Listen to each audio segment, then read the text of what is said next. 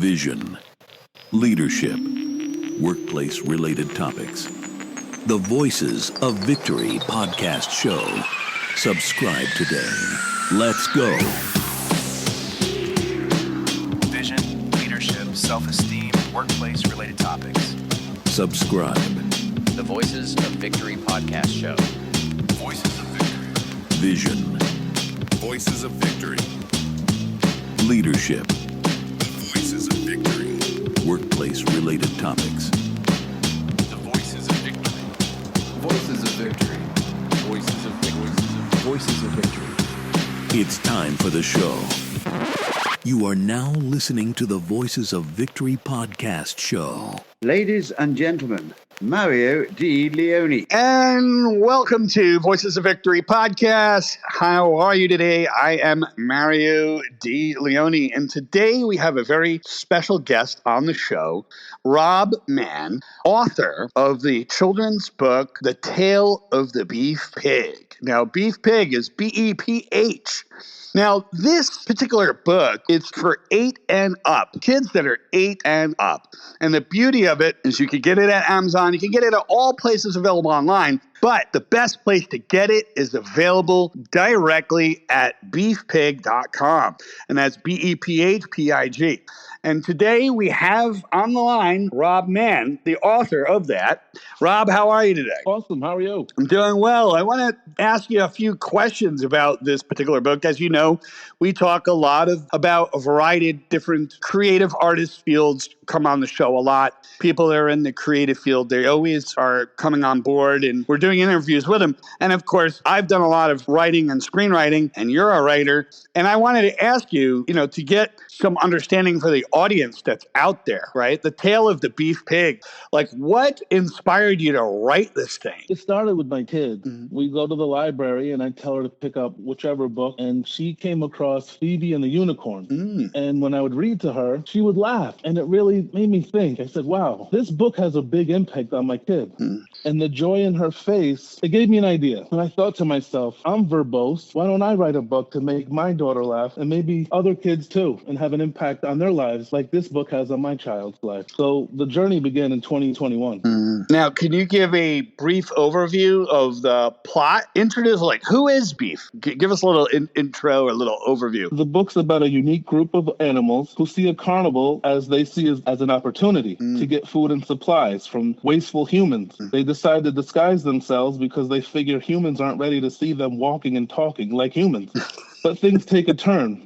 And once the leader, Ray, the clever raccoon, learns he's on the blacklist, things take another turn.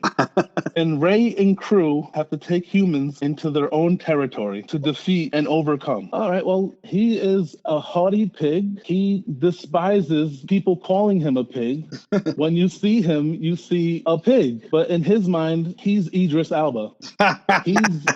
He's a rock star. His personality is bigger than who you see. Wow. He's not into mud or slop. He's very by the book, so to speak. Oh, wow. Now, what makes him kind of unique as a character? Because children's literature is so broad. There's so many different types of characters.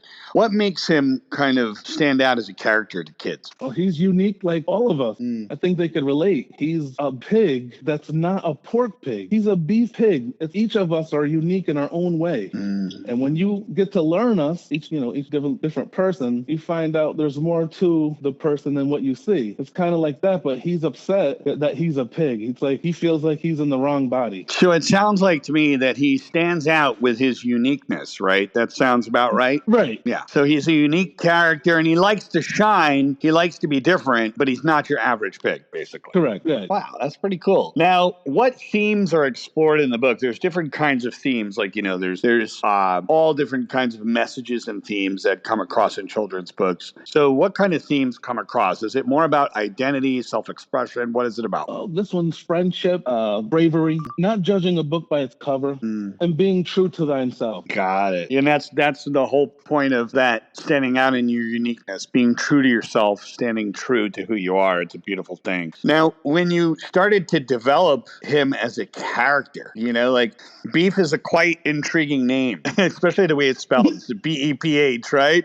How did Yeah. how did you come up with it, and how does it hold significance within the story? Okay. The name Beef Pig is completely based on my neighbor, who I consider a friend. I would use his initials instead of his name to my kid. And one day when we were outside, my neighbor came by and we were talking with him. Mm-hmm. And my kid said something, and I used his initials instead of his name. So from that point, she started laughing, and I said, imagine his initials as like a plant. And then we just kept using his initials in all these different scenarios, and we'd laugh. And before you knew it, it became something. So it's not only an inside joke, but it's almost a way that you use the initials to kind of refer to different things. Was it the kind of initials that you were using, like the way you were using it was in regards to not only bonding, but also maybe expressing feelings? Right, yes. Absolutely. Very much so. Yeah, see, that's really cool. That's really cool. Now, when it comes to that, what kind of message do you think it's sending out to the young readers overall? If you had a takeaway for the kids, what would be the message? Live in your truth. Don't worry about what people say. Stand strong and be confident in who you are. Yeah, that's awesome. Then, we're always talking about confidence on this particular channel. So this children's book actually plays into it absolutely perfect, which is great from the sounds of it. Right. Now, in terms of your writing process, right, when it came down to the writing process, when you were inspired to write this, was it your own kids that kind of inspired you to write this? Did you encounter any surprises along the way? Right, I did. I think as I'm writing it, I discovered that I might be Beef Pig more than anyone. I wasn't confident in what I was writing, but I wanted to prove to my kid that I can do it as well. And I never wrote a book before, so I'm trying to figure it out. And I see by the end, I feel confident. And now I actually have a book based on an inside joke, so I see a lot of Beef Pig in myself. There we go. That's pretty wild. Now, when you how did you do illustrations for it? Like the cover or graphics? Did you have somebody do the illustrations for you? How did that work out? A friend of mine has a really good illustrator that he uses. So I reached out to him and he put me in touch with them. And thankfully, the first idea that they showed me wasn't what I had in mind, but it actually helped me with one of the characters in the book. It was like a blessing at the same time. Oh, that's pretty cool. All right. Now, when it comes to we talked about the target audience. The target audience is pretty much 8 and up, and it seems to lend itself to the kind of story that is more for the morals of self-esteem and falling in lines of self-esteem, which is great. When it came to putting the book out there, were there any other people, other parents that maybe it resonated with? Like, have you got any feedback? I think that's the big question. Have you got any feedback from any other readers or parents out there? Yeah, I have. And I inspired someone else to write a book. So that's a win in itself. Yeah, absolutely. Now, do you have plans for a sequel? Yes, I do. You have any additional stories set in Beef's world, too? I do. I already have the name of the title. I figured once I'm finished, I'm working on something I want to send to Hulu. Okay, good. A screenplay. And then when that's over, I'm going to start tackling the next chapter of Beef Pig. Yeah, that's pretty awesome. Now, when it comes to like other future projects, right? If you were going to give advice to any of the other authors out there who wish to write children's literature, they're going to write kids' books. Like, what would you give them if you were going to give them advice in terms of maybe they were afraid to get started, or maybe they were afraid to start writing, they don't have any writing experience? What would you tell them? What I recommend that they do is what I did as well. I kept a notepad with me and I took long showers. I found that sounds odd, and I felt most creative in the shower, or like a kind of Quiet, relaxing, quiet place, right? Yeah. So I would write all of these ideas down, and then I would storyboard, and at some point put everything together, and it started making sense. Oh, that's pretty wild. So yeah, a lot of people don't know about that.